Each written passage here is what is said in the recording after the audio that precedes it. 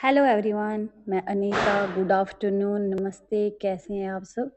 उम्मीद करती हूँ आप सारे ठीक होंगे। तो इस क्लास को शुरू करने से पहले मैं आपको बताना चाहूँगी कि हम JKPSC 10+2 की जो हिंदी परीक्षा 2025 में हुई थी उन प्रश्नों का विस्तार से विश्लेषण कर रहे हैं। तो इससे पहले हमने प्रश्न संख्या 70 तक का विस्तार से विश्लेषण कर लिया है। आज हम प्रश्न संख्या 71 से शुरू करेंगे। तो बिना टाइम वेस्ट किए हुए शुरू करते हैं। प्रश्न संख्या 71। अपनी केवलदार इसके रचनाकार हैं। तो हमें क्या बताना था? अपनी केवलदार काव्य के रचनाकार कौन हैं? तो विकल्प बी अरुण कमल। कौन है? विकल्प बी अरुण कमल। तो अरुण कमल की एक और काव्य कृति है नए इलाके में, जो 1996 की है और 1998 में इस पे साहित्य अकादमी पुरस्कार मिला था। किसको? अरुण कमल को। अब विकल्प ए जो है ज्ञानेंद्र पति। तो जो ज्ञानेंद्र पति हैं, इनकी एक प्रसिद्ध रचना का नाम है संशय आत्मा, जो 2006 में प्रकाशित है। 2006 में इसको साहित्य अकादमी पुरस्कार मिला था। और विकल्प सी जो है राजेश जोशी। तो राजेश जोशी की एक मुख्य काव्य कृति है समर गाथा, लंबी कविता है ये। और एक और है दो पंक्तियों के बीच, जिस पर इनको साहित्य अकादमी पुरस्कार मिला था। अब हमारे सामने प्रश्न 72 है। प्रश्न नंबर 72, हारे को हरिनाम किसकी रचना है? तो किसकी रचना है हारे को हरिनाम? ये रचना है विकल्प ए रामधारी सिंह दिनकर की। रामधारी सिंह दिनकर को राष्ट्र कवि के नाम से भी जाना जाता है। तो ये उनका एक विचार प्रधान कविताओं का संग्रह है। अब विकल्प बी जो है नागार्जुन। तो नागार्जुन भी एक प्रसिद्ध व्यक्ति थे, जिन्होंने साहित्य, दर्शन, विज्ञान जैसे कई क्षेत्रों में अपना महत्वपूर्ण योगदान दिया है। वह हिंदी और मैथिली के कवि थे और उन्होंने जाति उपनाम से अपनी उपनाम से भी लिखा है। उनकी रचनाएं प्रगतिशील काव्य धारा की थी। अब हम विकल्प सी के बारे में जानेंगे। विकल्प सी क्या है? दुमिल। तो दुमिल, इनका मूल नाम क्या था? सुदामा पांडे था। तो दुमिल उपनाम था इनका। इनका जन्म 1936 में हुआ था। अब विकल्प डी जो है मुक्तिबोध। तो इनका नाम गजानन माधव मुक्तिबोध था। और ये प्रगतिशील विचारधारा के काव्यधारा के प्रतिनिधि कवि कहे जाते हैं। तो अब इन्होंने मुक्तिबोध ने कहानीकार और समीक्षा भी की है। अब हमारे सामने प्रश्न संख्या 73 है। मुझे जग जीवन का प्रेमी बना रहा है प्यार तुम्हारा, ये काव्य पंक्ति किस रचनाकार की है?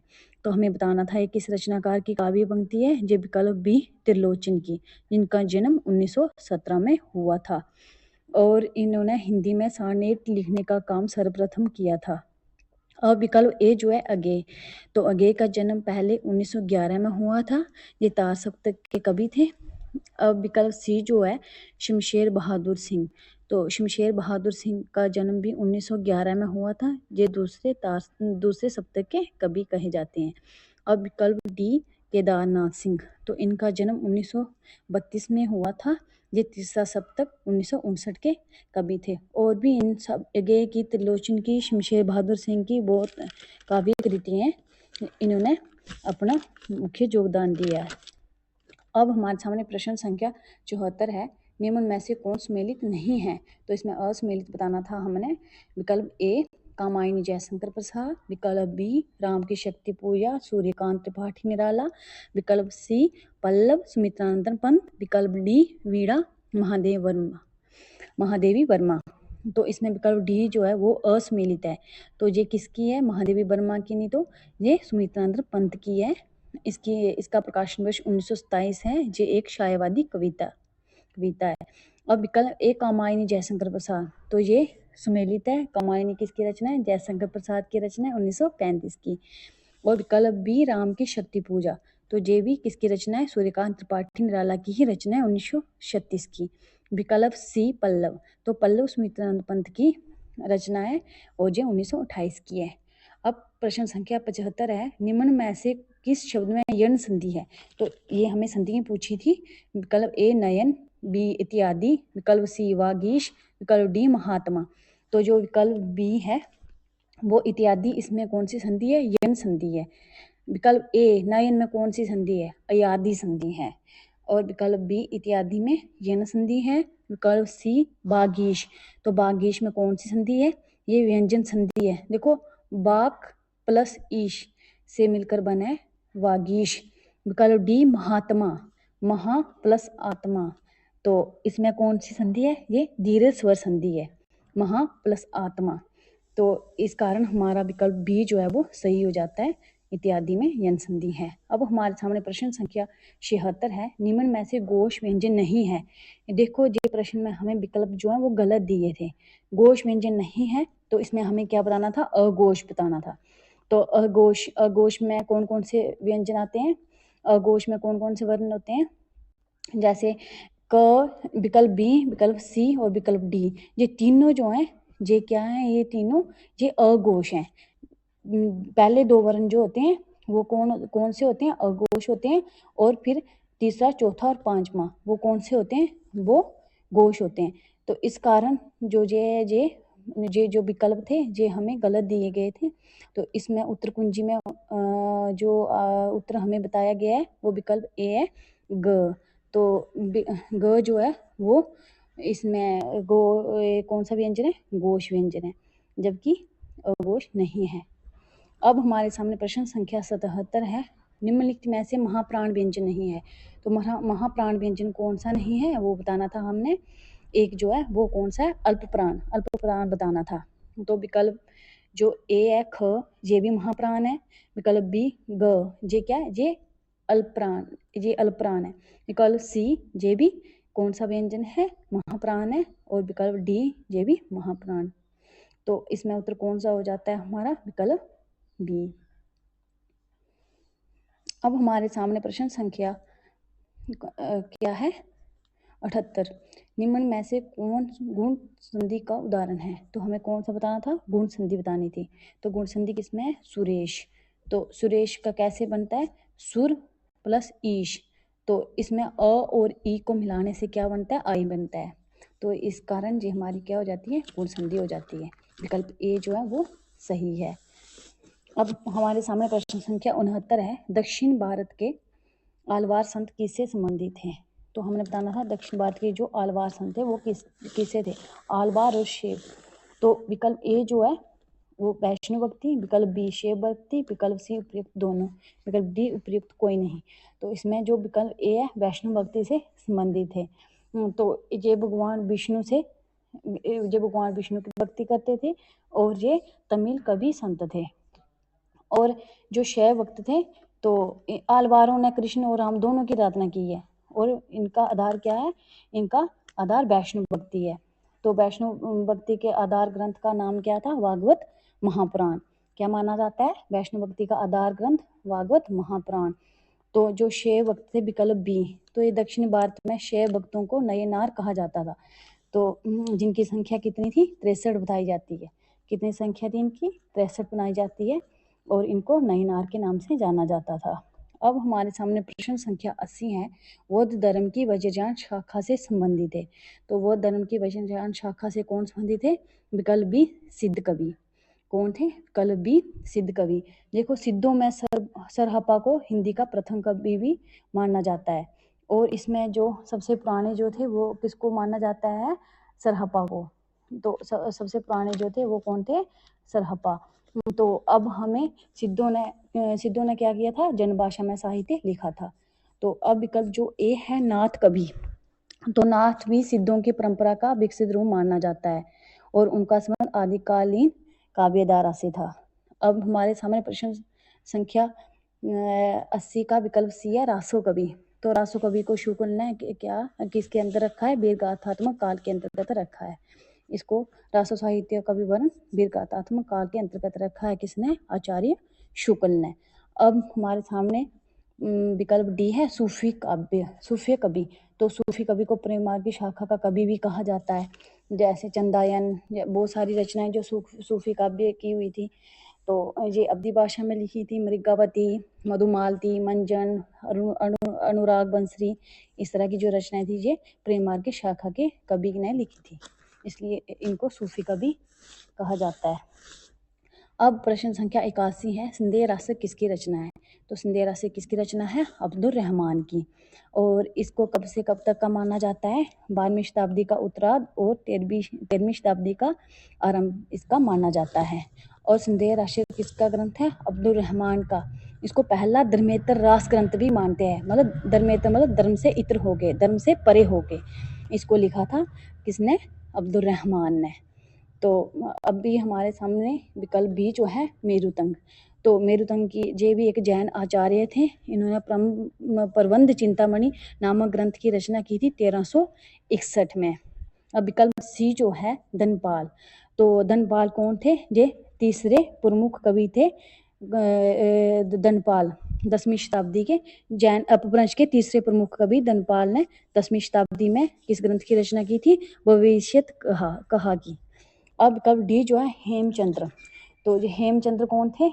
हेमचंद्र गुजरात सोलंकी के राजा सिद्धराज जयसिंह और उनके भतीजे कुमारपाल के दरबार में रहते थे। तो इनको आचार्य हेमचंद्र आचार्य को व्याकरण का इन्होंने एक व्याकरण का नाम इनके व्याकरण का नाम क्या है? सिद्धहेम शब्द अनुशासन। और हेमचंद्र को प्राकृतिक का पानी भी कहा जाता है। आशा करती हूँ कि आपको अच्छे से समझ आया होगा। अगर नहीं आया होगा तो कमेंट में आप पूछ सकते हैं। अपभ्रंश का विभूति किसे कहा जाता है? तो प्रश्न संख्या क्या है हमारे सामने? 82। अपभ्रंश का विभूति किसे कहा जाता है? तो विकल्प ए पुष्पदंत को। किसको कहा जाता है? पुष्पदंत को। तो पुष्पदंत ने स्वयं को क्या कहा था? अभिमान मेरु, काव्य रत्नाकर, कवि, कुलतिलक आदि उपाधियों से भूषित किया था स्वयं को। तो इसको पुष्पदंत को शिव सिंगर ने इन्हें बाहा की जड़ भी कहा था। क्या कहा था? बाखा की जड़ भी कहा था। किसने? शिव सिंगर ने पुष्पदंत को बाखा की जड़ भी कहा था। और पुष्पदंत ने स्वयं को अभिमान मेरु, काव्य रत्नाकर, कवि कुलतिलक आदि उपाधियों से भूषित किया था। और विकल्प बी जो है सबियम्बु। तो सबियम्बु को क्या कहते थे? सबियम्बु को अपभ्रंश भाषा का वाल्मीकि तथा व्यास कहा जाता है। सबियम्बु को अपभ्रंश का वाल्मीकि तथा व्यास कहा जाता है। विकल्प सी जयिंदु। तो जयिंदु जो थे ये इनके दो ग्रंथ जो थे परमात्मा प्रकाश और जोगसार। तो अपभ्रंश भाषा में दोहा काव्य का आरंभ 6ठी शताब्दी से इनसे ही माना जाता है। दोहा काव्य का आरंभ किससे माना जाता है? 6ठी शताब्दी के जयिंदु कवि से माना जाता है। और इनकी दो रचनाएं परमात्मा प्रकाश और जोगसार जो प्रमुख हैं। अब विकल्प डी हेमचंद्र। तो हेमचंद्र के बारे में मैंने आपको पूर्व बताया कि इनको क्या कहा जाता है? हेमचंद्र को प्रकृति का पानी कहा जाता है। और हेमचंद्र के व्याकरण ग्रंथ का नाम सिद्धहेम शब्द अनुशासन है, जो एक व्याकरण ग्रंथ है। अब हमारे सामने प्रश्न संख्या 83 है, परमार रासों के रचयिता कौन है? तो परमार रासों के रचयिता कौन है? ये क्या है? ये रासो साहित्य हैं। दलपति विजय, जगनीक, जलहन, श्रीधर, ये क्या है? रासो कवि हैं। देखो दलपति विजय, विकल्प ए जो है परमार रासों के कौन है? विकल्प बी जगनीक। अब मैं एक एक विकल्प के बारे में बताऊंगी। दलपति विजय, तो दलपति विजय के ग्रंथ का क्या नाम है? कुमार रासो, और जो 19वीं शताब्दी का ग्रंथ है। और जगनीक, परमार रासो के रचयिता कौन है? जगनीक हैं। और इसका प्रकाशन क्या था? 1230 माना जाता है। और जलहन के ग्रंथ का क्या नाम था? सोमपाल विलास और सुक्ति मुक्तावली। ये किसके ग्रंथ थे? जलहन के ग्रंथ माने जाते हैं। विकल्प डी श्रीधर। तो श्रीधर ने किस ग्रंथ की रचना की थी? रणमल छंद की। और मैं आशा करती हूँ कि आपको अच्छे से समझ आ रहा होगा। अगर समझ नहीं आ रहा है तो आप कमेंट बॉक्स में मुझे पूछ सकते हैं। अब हमारे सामने प्रश्न संख्या क्या है? 84। देसिल बहना सब्जन मीठा किसने कहा? तो ये किसने कहा था? पहले ये किस भाषा में कहा गया है? देसिल बहना सब्जन मीठा ये कीर्ति लता में कहा है। और किस भाषा में कहा है? अबहट में कहा है। और किसने कहा है? ये विद्यावती ने कहा है। किसमें कहा है? कीर्ति लता में कहा है, अबहट भाषा में कहा है, और किसने कहा है? विद्यापति ने कहा था। तो विकल्प डी जो है वो विद्यापति, वो इसका विकल्प डी जो है वो सही हो जाता है। तो विद्यापति कौन थे? एक शैव कवि थे। और बच्चन ने इनको विद्यापति को जातीय कवि कहा है। बच्चन ने इनको क्या कहा है? विद्यापति को जातीय कवि कहा है। तो विद्यापति ने इसमें जो देसिल बहना सब्जन मीठा, इसका क्या अर्थ है ये बताऊंगी। ये अबहट भाषा में कहा गया। इसमें ये बोला गया कि देसी बोली जो है वो सब जनों के लिए मीठी होती है। देसी बोली जो है वो सब जनों के लिए मीठी होती है। और इसमें आम या सरल भाषा में लिखने के लिए प्रेरित किया गया है। अब विद्यापति को मैथिल कोकिल के नाम से भी जाना जाता है। विद्यापति ने संस्कृत, अबहट और मैथिली मतलब बहुत सारी भाषाओं में इन्होंने क्या किया है, रचनाएं की हैं। क्योंकि इसमें विद्यापति जो है वो कौन थे, एक शैव कवि थे। और विकल्प ए जो है जगनिक, विकल्प ए जगनिक की रचना का मैंने आपको नाम बता दिया पिछली रचना में। प्रश्न संख्या 83 में परमाल रासो है और ये कब का है, परमाल रासो 1230 का माना जाता है। विकल्प बी अमर खुसरो, तो अमर खुसरो का वास्तविक नाम क्या था, अब्बुल फजल था और निजामुद्दीन औलिया के ये शिष्य कहलाते थे। किसके शिष्य कहलाए जाते थे, निजामुद्दीन औलिया के। और इनके ग्रंथों की संख्या कितनी मानी जाती है, 100। कितनी मानी जाती है, 100। और इनके जो प्रसिद्ध ग्रंथ देखो, जो ये किसके लिए जाने जाते हैं, पहेलियाँ और मुकरियाँ के लिए जाने जाते हैं। और इनके ग्रंथ हलिकबारी, पहेलियाँ, मुकरियाँ, इस तरह के इनके ग्रंथ हैं। अब विकल्प सी है कबीर, तो कबीर का जन्म कब हुआ था, 1398 में हुआ था, काशी में हुआ था। तो कबीर जो है, इनकी जो 3 रचनाएं रमैनी, शब्द और साखी के लिए ये जाने जाते हैं।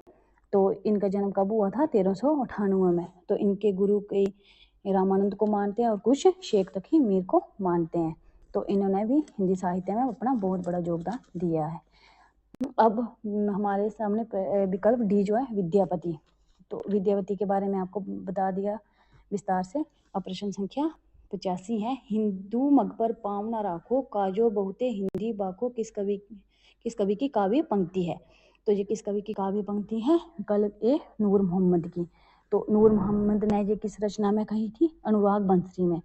तो अनुराग बंसरी रचना के माध्यम से उन्होंने वो ये संदेश दे रहे थे कि उन्हें अपने सूफी प्रेम काव्य को लिखने में मुश्किल आ रही है। क्यों आ रही थी मुश्किल, क्योंकि उनके जो मुस्लिम साथी कवि थे वो उनको हिंदी में, जो उन्होंने इंद्रावती की रचना की थी हिंदी में, उस पर आपत्ति जता रहे थे। इसके लिए उन्होंने ये पंक्तियां लिखी थी, हिंदू मग पर पाँव न राखो, काजो बहुते हिंदू बाखो। तो ये किसकी पंक्ति है, नूर मोहम्मद की। विकल्प बी कुतवन, तो ये कौन थे कुतवन, ये एक सूफी कवि थे और इनकी रचना का क्या नाम है, मृगावती। शुगल ने इसको सूफी काव्य में इसको प्रथम स्थान दिया है, किसको, मृगावती को। विकल्प सी मंजन, तो मंजन की रचना, ये भी सूफी कवि थे और इनकी रचना का नाम मधुमालती। और विकल्प डी अब्दुल रहमान, तो जो मैंने आपको पीछे बताया, इनकी प्रसिद्ध रचना स्मृति रासक। अब हमारे सामने प्रश्न संख्या 86 है, निम्नलिखित में कौन सम्मिलित नहीं है। तो इसमें हमें असम्मिलित बताना था। विकल्प ए पश्चिमी हिंदी ब्रजभाषा, विकल्प बी पूर्वी हिंदी बुंदेली, विकल्प सी राजस्थानी मालवी, विकल्प डी बिहारी महगी। तो देखो विकल्प ए जो है पश्चिमी हिंदी, तो पश्चिमी हिंदी ब्रजभाषा ये सम्मिलित है। पश्चिमी हिंदी का विकास किससे हुआ था, शेषानी अपभ्रंश से हुआ था। और इस अपभ्रंश से 5 बोलियां विकसित हुई थी। अपभ्रंश से कितनी बोलियां विकसित हुई थी, पश्चिमी अपभ्रंश से, जो शेषानी अपभ्रंश से, इस अपभ्रंश से 5 बोलियां विकसित हुई थी। उनका नाम था ब्रजभाषा, हरिवल्ली, हरियाणवी, बुंदेली और कनौजी। तो विकल्प ए जो है वो सम्मिलित है। विकल्प बी पूर्वी हिंदी, तो पूर्वी हिंदी, जो पूर्वी हिंदी थी इसका विकास बुंदेली से नहीं हुआ था, ये असम्मिलित है। पूर्वी हिंदी का विकास किससे हुआ था, अर्धमागधी से। किससे हुआ था, अर्धमागधी से। और विकल्प सी जो है राजस्थानी मालवी, तो ये सम्मिलित है। राजस्थानी मालवी से और भी बोलियां निकली थी, मालवी, जयपुरी, मारवाड़ी, मेवाती, ढूंढानी, मेवाड़ी। अब विकल्प डी बिहारी, तो बिहारी महगी, ये सम्मिलित है। तो बिहारी से भोजपुरी, महगी, मैथिली बोलियों का विकास हुआ था। अब प्रश्न संख्या 87 है, मागधी अपभ्रंश से किस भाषा का विकास नहीं हुआ। तो पहले ये देखना है कि मागधी अपभ्रंश से किस भाषा का विकास हुआ था, फिर हमें समझ आ जाएगा कि किसका नहीं हुआ। तो विकल्प ए बिहारी, बी उड़िया, सी असमिया।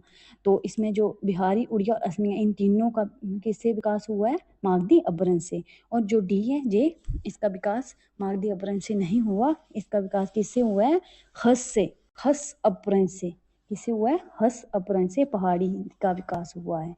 अब हमारे सामने प्रश्न संख्या 88 है, अवधि का विकास किस अपभ्रंश से हुआ। तो अवधि का विकास किस अपभ्रंश से हुआ है, विकल्प ए अर्धमागधी से।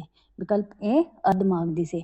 तो मागधी का मैंने ऊपर ही बताया आपको कि मागधी अपभ्रंश से किस किस भाषा का विकास हुआ है, बिहारी, उड़िया, असमिया का। विकल्प सी जो है पेशाची, तो पैशाची तो इसको पश्चिमोत्तर क्षेत्र में भूत भाषा भी कहा जाता है। क्या कहा जाता है इसको? पश्चिमोत्तर क्षेत्र में भूत भाषा भी कहा जाता है। अब विकल्प डी शेरशानी, तो विकल्प डी शेरशानी अपभ्रंश जो है, तो शेरशानी मध्यकालीन उत्तर भारत की एक प्रमुख भाषा कही जाती है और पश्चिमी हिंदी का विकास शेरशानी अपभ्रंश से ही हुआ था।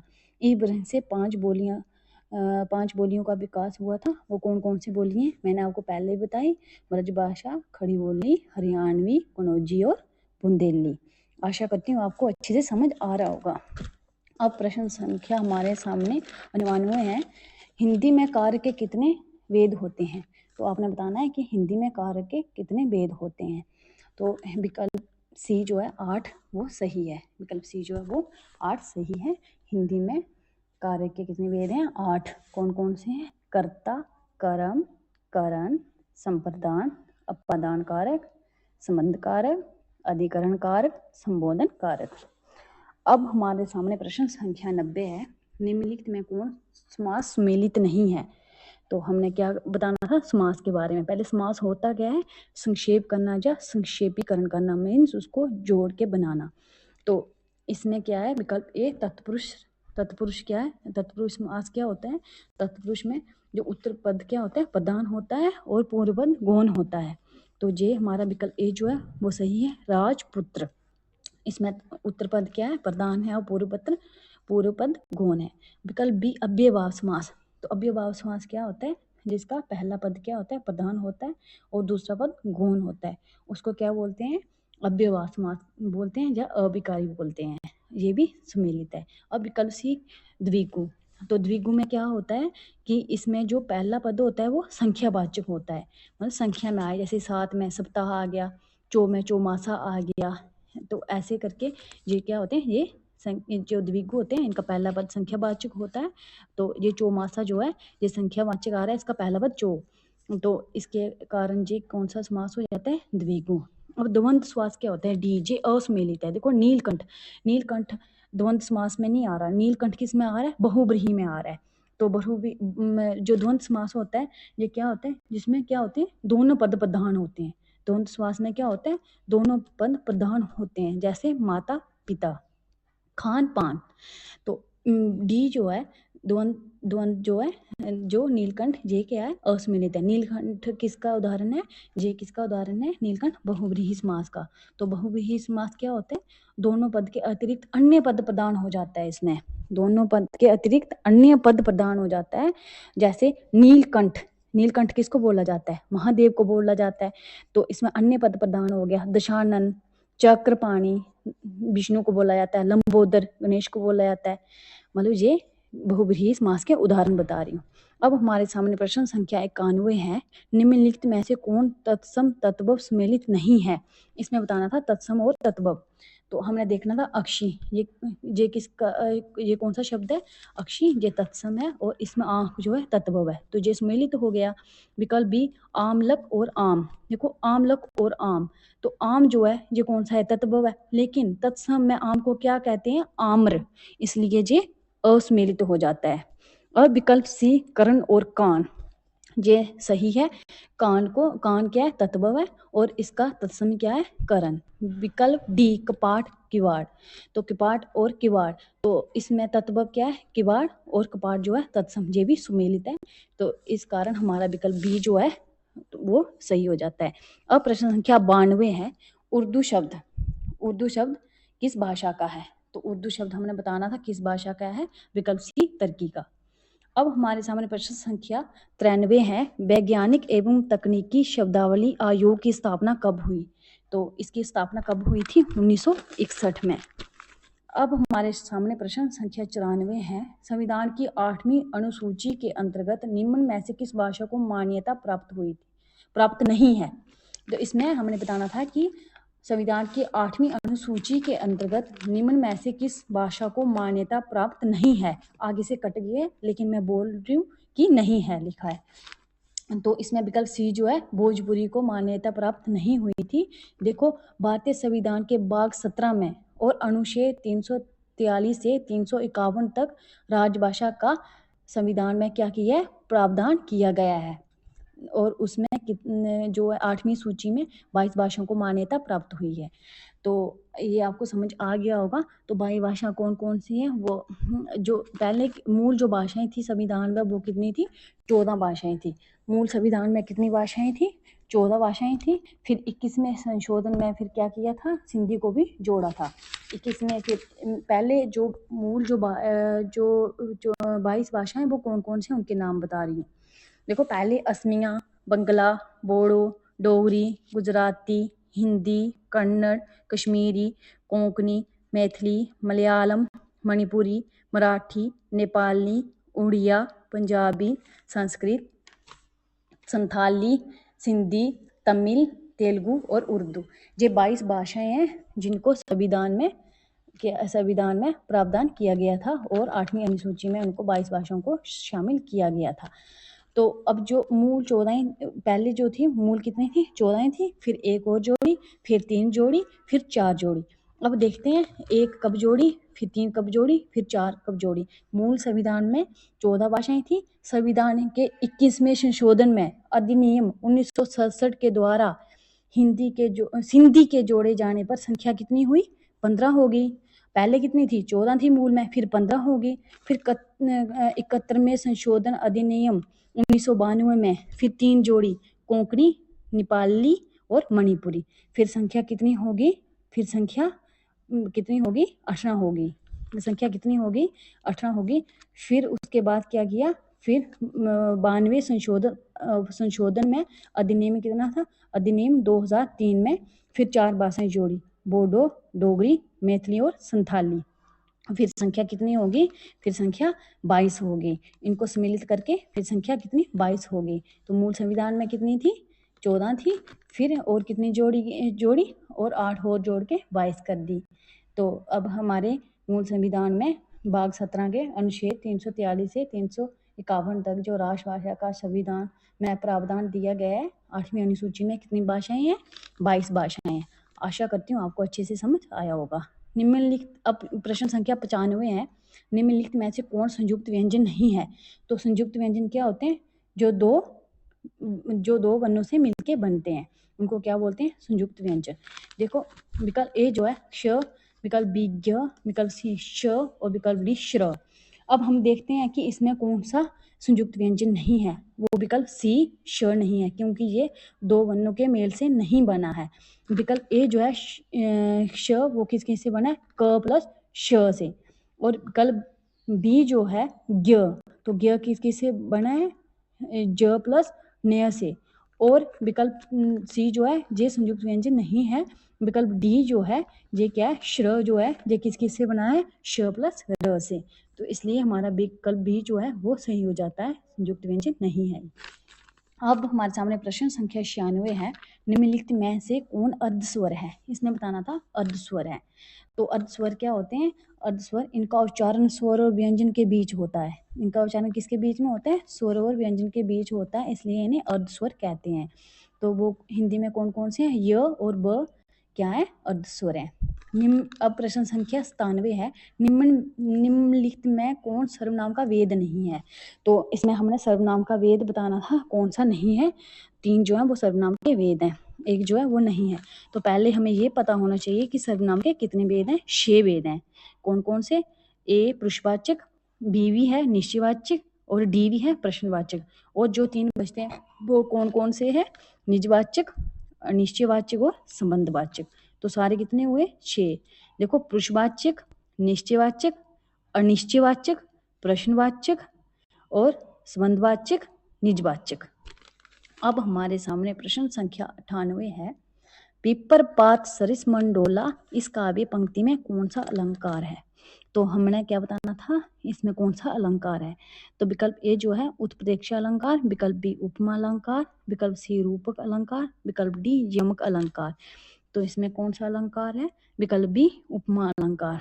तो पहले उपमा अलंकार की क्या परिभाषा होती है, उपमा अलंकार क्या होता है, जिसमें उपमा अलंकार में उपमेय और उपमान और उपमेय, उपमान, साधारण धर्म और वाचक शब्द आते हैं। तो उपमेय क्या होता है? इसमें 4 अंग होते हैं। कौन कौन से? उपमेय, उपमान, साधारण धर्म और वाचक शब्द किसमें? उपमा अलंकार में। तो उपमेय क्या होता है? जिसकी तुलना की जाती है वो उपमेय होता है, और जिससे तुलना की जाती है वो उपमान होता है। वह वस्तु जिसकी तुलना की जाती है वो क्या होता है? उपमान होता है, और जिसकी तुलना की जाती है वो उपमेय होता है। अब देखते हैं इस पंक्ति में कौन सा उपमान है, कौन सा उपमेय है, कौन सा साधारण धर्म है और कौन सा वाचक शब्द है। देखो यहाँ पीपर पात सरस मन डोला, तो मन जो है उसमें क्या है? उसमें उपमेय है। और फिर पीपर के पत्ते, जहाँ मन की तुलना किससे की गई है? पीपर के पत्ते से की गई है। तो इसमें जो पीपर का पत्ता है उसमें क्या है? उसमें उपमान है। उसमें क्या है? उपमान है। और साधारण धर्म क्या है? डोला। और वाचक शब्द क्या है? सरस। सरस मीन्स समान। तो इसका अर्थ क्या था? जहाँ मन की तुलना किससे की गई है? पीपर के पत्ते से की गई है। आशा करती हूँ आपको उपमा अलंकार समझ में आ गया होगा। और उत्प्रेक्षा क्या होता है? विकल्प ए जो है, जिसमें किसी वस्तु की समानता के आधार पर उपमेय में उपमान होने की कल्पना की जाती है। उपमेय में ही उपमान होने की कल्पना की जाती है, उसे उत्प्रेक्षा अलंकार कहते हैं। इसको हम जैसे मनु, मानो, जनु, जानो, इन शब्दों से पहचान सकते हैं कि ये उत्प्रेक्षा अलंकार है। अब विकल्प सी जो है रूपक।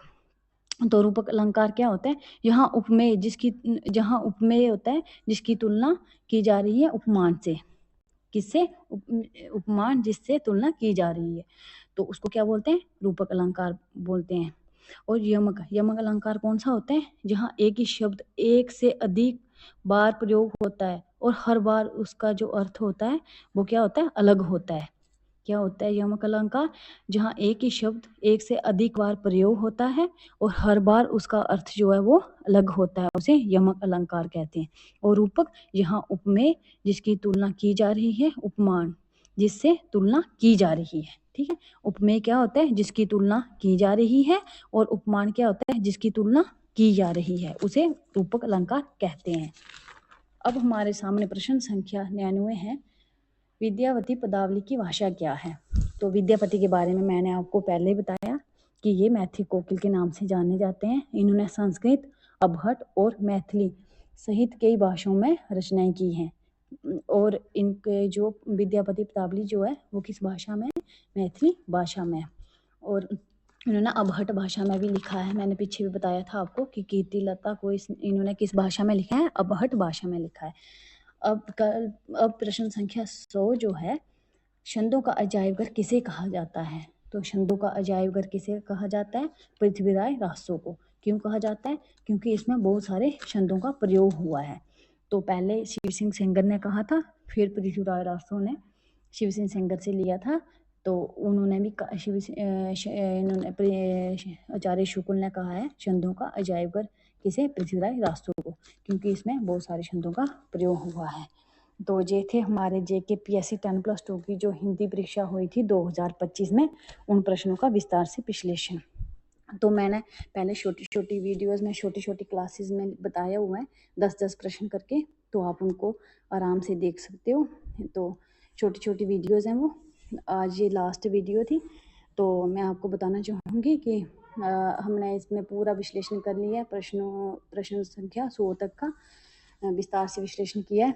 आप जहाँ से जानकारी ले सकते हो, और आगे भी आप और कमेंट में आप अपना स्कोर शेयर कीजिए, ताकि हम एक वीडियो बना पाएँ कि JKPSC 10+2 की हिंदी परीक्षा का अलग अलग कैटेगरीज में कितना मेरिट जा सकता है, और ये कैसे पता चल सकता है हमें, ये जब आप अपना स्कोर जो है कमेंट बॉक्स में बताएंगे। तो तब तक के लिए बाय, टेक केयर। और आप ये भी बता दें कमेंट बॉक्स में कि JK सेट का जो अभी पेपर हुआ था उसका भी विस्तार से विश्लेषण बताना होगा, तो आप कमेंट में मुझे बता सकते हैं। Bye, take care.